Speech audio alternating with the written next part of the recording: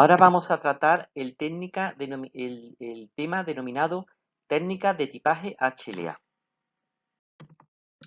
Y dentro de este tema vamos a tratar en concreto el apartado tipaje de las proteínas HLA. O sea, lo que hemos venido denominando también tipaje serológico de las moléculas HLA.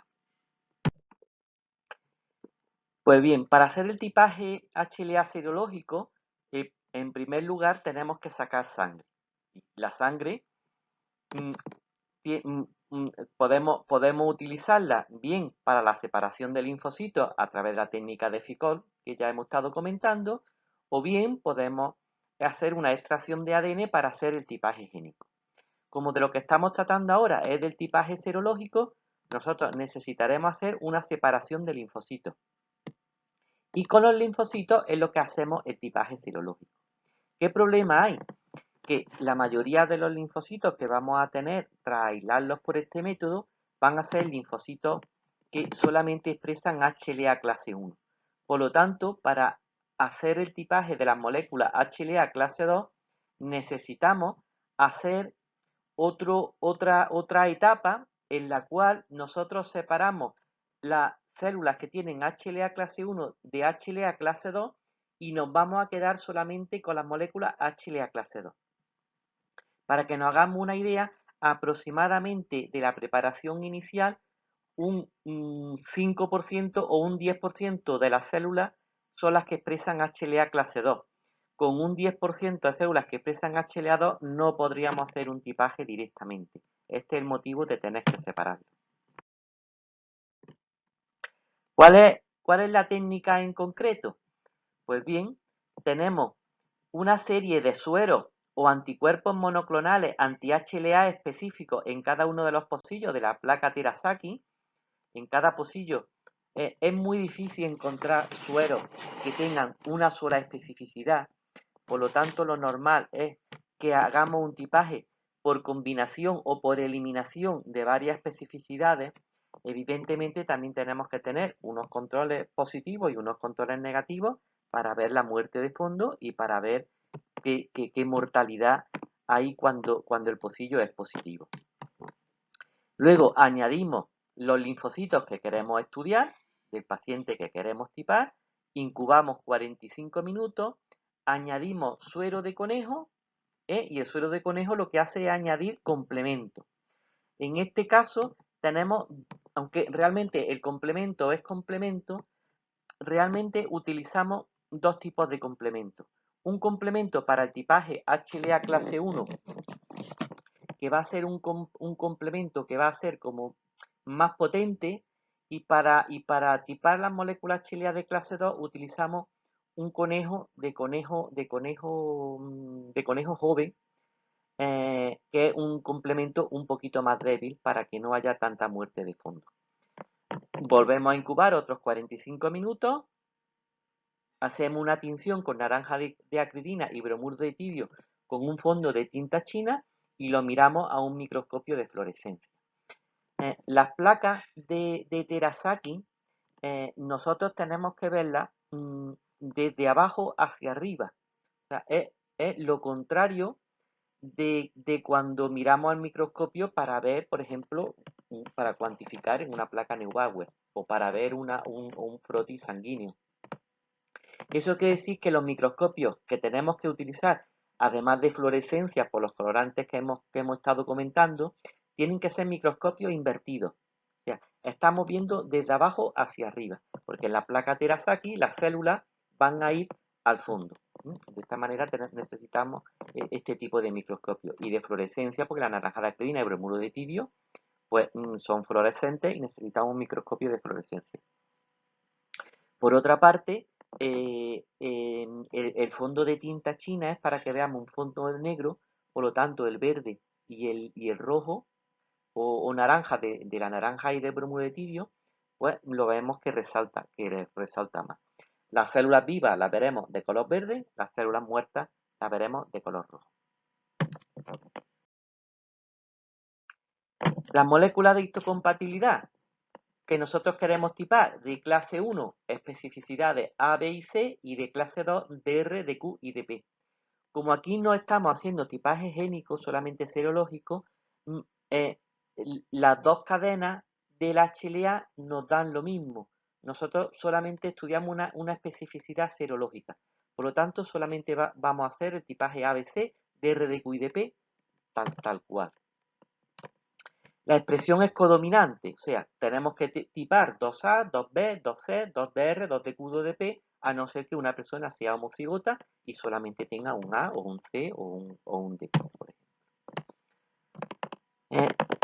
Ya hemos comentado, todas las células expresan HLA clase 1, pero no todas las células expresan HLA clase 2, solamente algunas. Normalmente está limitada a células del sistema inmune, células presentadoras de antígenos, principalmente linfocitos B, células dendríticas, macrófagos, etc. Y la nomenclatura, ya hemos dicho, decimos primero HLA, HLA-B, HLA-C o el alelo que estemos o el locus que estemos tipando y después un dígito, pues, A1, A3, B7, DR4, DR15, por ejemplo.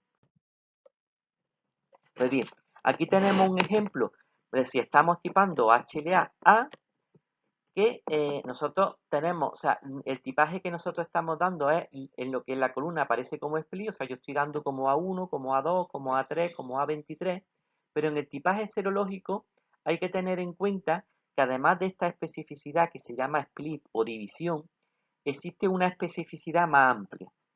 Con esto lo que queremos decir es que aquellas personas que son A23 o que son A24, además tienen una parte común que se denomina A9. Y los pacientes que son A23, por lo tanto, nosotros tendremos que escribirlo HLA A23 y entre paréntesis ponemos 9. El que es A24 ponemos A24 y entre paréntesis 9. Y el que es 25 decimos A25 y entre paréntesis 10, como estamos viendo en la columna de la especificidad amplia.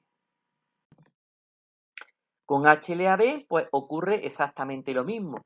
Tenemos pacientes que son B51 que tendríamos que poner B51 entre paréntesis 5, porque el B51 y el B52 ambos son B5, el B44, B45, por ejemplo, ambos son B12, y el B7, por ejemplo, no tiene ninguna especificidad amplia. B7 ponemos B7 y no tenemos que poner a continuación ningún paréntesis. Pues bien, dentro del HLA-B tenemos que hacer una aclaración. Todos los HLA-B, todos, o son BW4 o son BW6.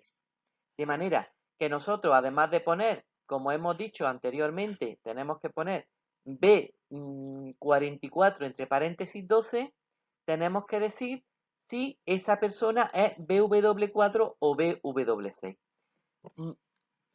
También necesitamos aclarar que hay unas especificidades que son A, por ejemplo, el A23, el A24, el A25 y el A32, que son BW4. Y este dato tiene importancia porque después, cuando hablemos de los kits, vamos a volver a recordar que estas especificidades son BW4 y veremos por qué es importante dentro de los kits.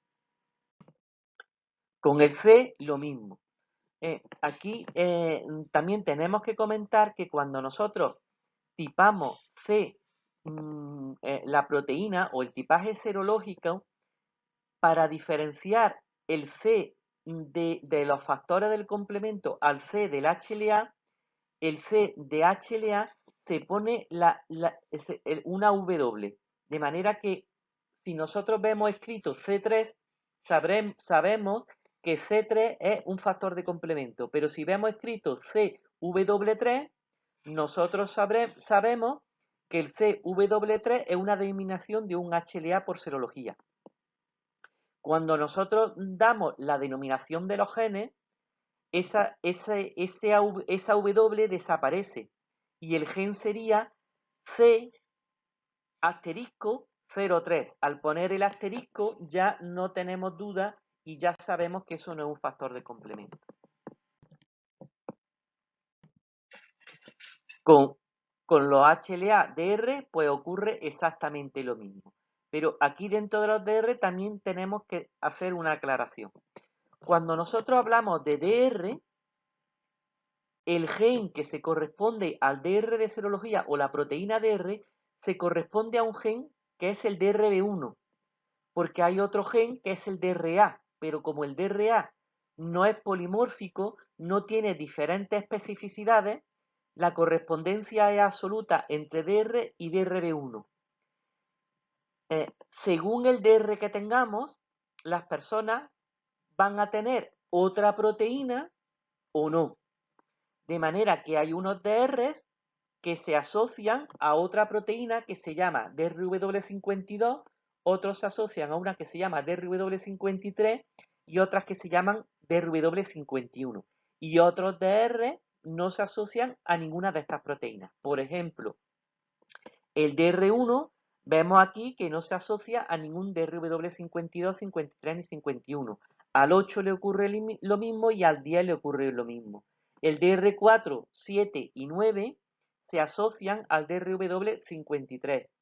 El DR15 y el DR16 se asocian al DRW51. El DR3, el DR11, 12, 13, 14, etcétera, se asocian al DRW52. Estas proteínas DRW52, 53 y 51 son traducidas por unos genes que reciben el nombre de genes DRB3, DRB4 y DRB5.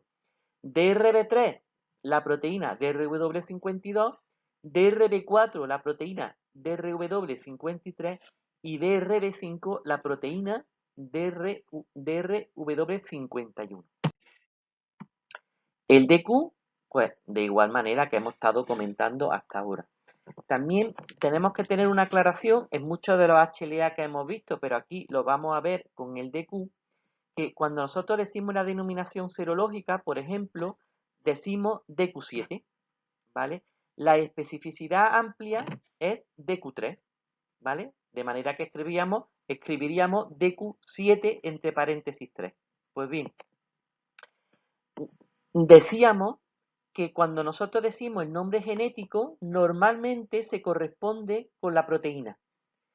El problema es que algunos genes, la denominación que cogen es del split y otra es de la especificidad ampliada.